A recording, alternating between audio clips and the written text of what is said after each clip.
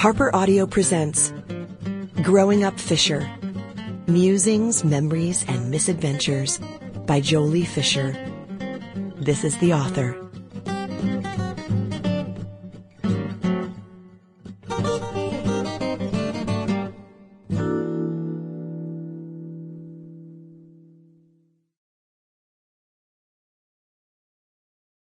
This book is dedicated to my mother, my daughters, and my sisters. Carrie, my pavement. Trisha Lee, my true mirror. And my sisters, my girlfriends and the women of the world, for showing me what I can be, and for letting me show you who I truly am. Introduction. Dear ones, my blood pressure is high. No, like legit, I've seen a cardiologist. A goddamn cardiologist. No disrespect to doctors who take care of the literal drum beats of life. You can imagine my dismay at my numbers. I checked, just for shits and giggles. Or that's what I told myself. You know, Connie had a stroke last year and the princess died at 60.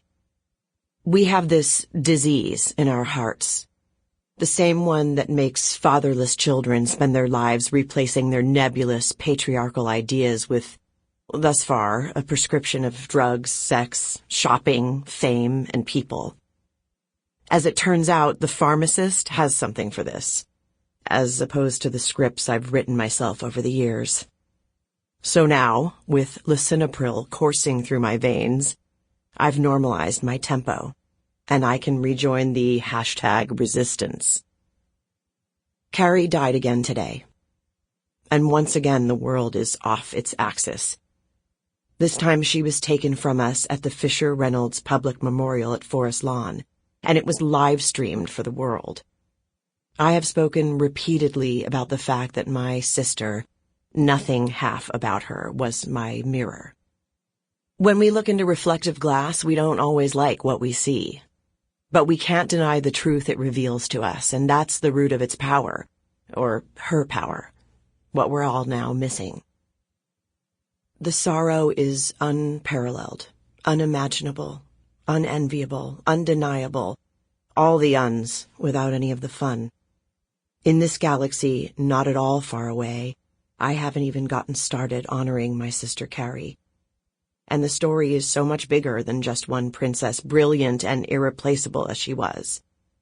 Part of her I did idolize, and part of her I wanted to teach, to hold, and to save. I keep telling myself I'm not going to cry anymore. That's a lie. It doesn't stop. I've made screenshots of our final cross-Atlantic text exchange, saving it to multiple backup hard drives, and I continue to cling to it as the last vestige of a connection with her.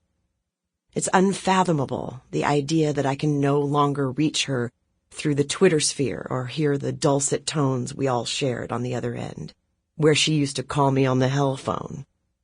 That my not-so-smartphone serves me no longer in reaching the third member of our trio of fish girls. I am dying to... Scratch that. I am living to report back on, well, everything.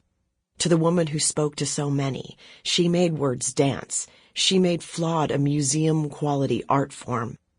She made me feel triumphant and normal. No small feat. Here's what I've decided. I cannot, nor would I ever attempt to share intimate details of Carrie's life. First, there are so many who knew her far better than I did, and let's face it, we have a lifetime of her own writings that are revelations.